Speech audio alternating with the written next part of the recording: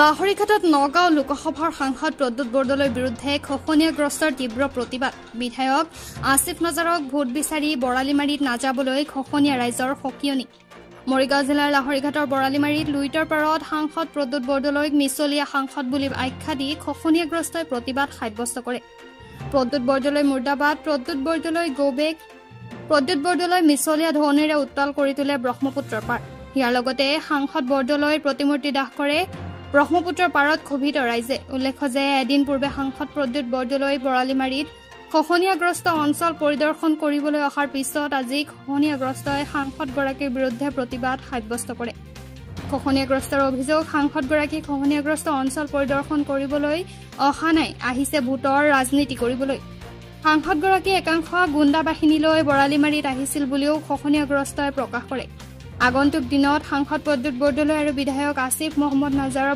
Vote বিচাৰি নাহিবলৈ খহনীয়াগ্ৰস্ত লোকে সকিয়াই দিয়ে উল্লেখ্য যে যোৱা কিছুদিন ধৰি বৰালিমাৰী অঞ্চলত ব্ৰহ্মপুত্ৰৰ খহনীয়াই বিধ্বংসী ৰূপ ধাৰণ কৰি বহু পৰিয়াল গৃহহীন কৰিছে আজিৰ দিনতো অব্যাহত আছে গৰাখহনীয়া প্ৰতিৰোধ কৰিবলৈ জলসম্পদ মন্ত্ৰী পীযুষ হাজৰিকাক বৰালিমাৰী ৰাইজে অনুৰোধ কৰিছে লাহৰীঘাটৰ পৰা খাইৰুল ইছলামৰ ৰিপৰ্ট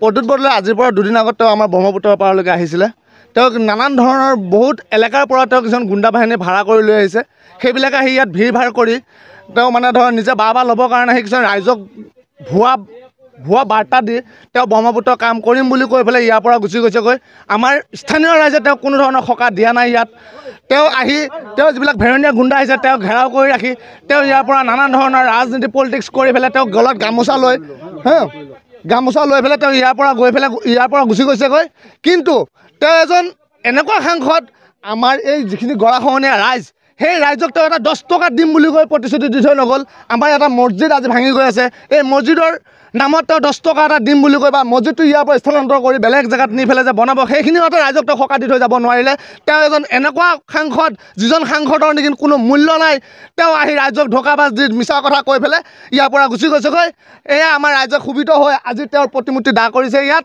আমাৰ ৰাইজ এনেকুৱা হৈছে আগন্তুক দিনত এই প্ৰদ্যুৎ বৰদলৈ যাতে আমাৰ এই বৰালিমাৰী অঞ্চলত ভোটৰ ৰাজনীতি কৰিবলৈ নাহে তাৰে হেৰি কৰি পেলাই ৰাইজে তেওঁক সকিয়াই দিছে যে আগন্তুক দিনত যে তেওঁ এই বৰালিমাৰী অঞ্চলত ভোট বিচাৰি নাহে এইটো ৰাইজৰ একদম মানে চূড়ান্ত সিদ্ধান্ত আপোনালোকৰ মাধ্যমেদি গম পাওঁ তেওঁ এজন টিকেটৰ দালাল বুলি কিন্তু আমাৰ ইয়াত অকণমান আমি এতিয়া মানি ল'বৰ কাৰণে বাধ্য হৈছোঁ কাৰণ তেওঁ স্থানীয় ৰাইজৰ লগত তেনেকুৱা কোনো ধৰণৰ মত বিনিময় কৰি অহা নাই তেওঁৰ লগত যিখিনি মানুহ আহিছে আমি সেই মানুহখিনি দেখা হৈছে আমাৰ এই অঞ্চলৰ বাহিৰৰ মানুহ তেওঁ অৰিজিনেলি তেওঁ টিকেটৰ দালালি কৰা মানুহে তেওঁৰ যিখিনি নেকি ধৰ টিকেটৰ দালালৰ লগত জড়িত সেই মানুহখিনিলৈ তেওঁ আমাৰ নদীৰ পাৰত ব্ৰহ্মপুত্ৰ পাৰত আহি ভিৰ ভাৰ কৰি পেলাই গুচি গৈছেগৈ আমি তেনেকুৱাই পৰিলক্ষিত কৰিছোঁ কাৰণ তেওঁ একচুৱেলি টিকেটৰ ৰাজনীতি কৰিব আহিছে তেওঁ আমাৰ গৰাখহনীয়াৰ নামত কোনো ধৰণৰ প্ৰতিশ্ৰুতি দি থৈ নগ'ল তেওঁ এই টিকেটৰ ৰাজনীতি কৰি ইয়াৰ পৰা গুচি গৈছেগৈ ক্ষোভিত আজি আমি প্ৰদ্যুৎ বৰদলৈ ডাঙৰীয়াৰ আমি প্ৰতিমূৰ্তি দাহ কৰিছোঁ আমাৰ ইয়াত প্ৰদ্যুৎ বৰদলৈ ডাঙৰীয়া ইয়াৰ আগতে দুদিন আগতে আমাৰ ইয়াত আহিছিলে আহি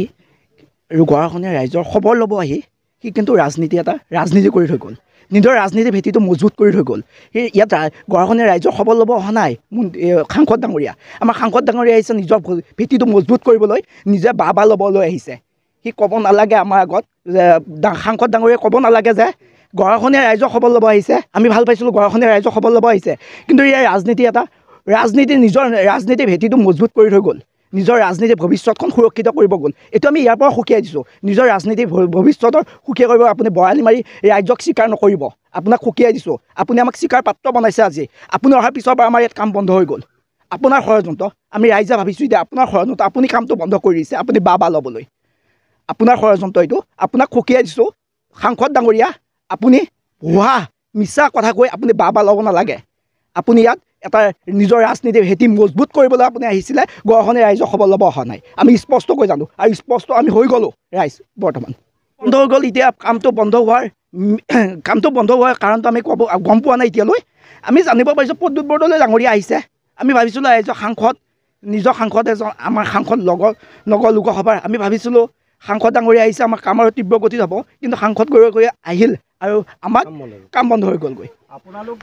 মই চেংচন কৰিছোঁ বা এইটো কামৰ কাৰণে সদনত উত্থাপন কৰিছিলে আৰু নিজে চেংচন কৰা বুলি কৈছিলে। কিন্তু এতিয়া আমি গম পালোঁ যে প্ৰদ্যুৎ বৰদলৈ ডাঙৰীয়াই মিছা কথা কৈ বৰালি মাৰি ৰাইজক মিছা কথা এটা কৈ গ'ল। চব মিছা ভুৱা। গতিকে আমি আহ্বান জনাইছোঁ আমাৰ মৰিগাঁও গৌৰৱ আমাৰ দক্ষ মন্ত্ৰী আমাৰ মুখ্যমন্ত্ৰীৰ পিছতে যাৰ নাম অসমৰ ৰাইজে জানে আমাৰ মৰিগাঁও গৌৰৱ আমি আদৰেৰে বাট চাই আছোঁ। আমাৰ জলসম্পদ মন্ত্ৰী পীযুষ হাজৰিকা ডাঙৰীয়া আমাৰ মাজত যেতিয়া উপস্থিত হয় আমি আহ্বান জনাইছোঁ আপোনালোকৰ মাধ্যমেৰে যোগেৰে পীযুষ হাজৰিকা ডাঙৰীয়া আহক আমাৰ সমস্যাটো সমাধান কৰি দিয়ক। আপোনাৰ বাহিৰে আমাৰ কোনো নাই। আপোনালৈ বাট চাই আছোঁ আমি নৈ পাৰত আমি ডেকা চামে চাই আছোঁ আমাৰ মন্ত্ৰী আহিব। কণ ভাইটি ভণ্টিয়ে কৈ আছে আমাৰ মন্ত্ৰী ছাৰ আহিব। আমি কিমান ৰৈ আছোঁ আপোনাৰ কাৰণে। আপুনি এবাৰ আহক আমাৰ সমস্যাটো সমাধান কৰি দিয়ক। আমি বহুত আৱেগত আছোঁ। আমাৰ এটাই আশা মন্ত্ৰী ডাঙৰীয়া আছে যাৰ নাম আমি জানো আমাৰ মৰিগাঁও গৌৰৱ। আমি গৌৰৱ অনুভৱ কৰোঁ। আমি এজন দক্ষ মন্ত্ৰীৰ জিলাৰ মানুহ আমি গৌৰৱ অনুভৱ কৰোঁ যে মুখ্যমন্ত্ৰীৰ পিছত যাৰ নাম আহে যাক জানো যোনজন হৈছে দক্ষ মন্ত্ৰী পীযুষ হাজৰিকা ডাঙৰীয়া। আমি পীযুষ হাজৰিকা ডাঙৰীয়া বিচাৰোঁ আহক আমাৰ ওচৰত আমাৰ দুখৰ লগত সমাৱেশ হওক আমাৰ কামটো কৰি দিয়ক আমাৰ স্থানীয় সমস্যাৰ সমাধান কৰি দিয়ক।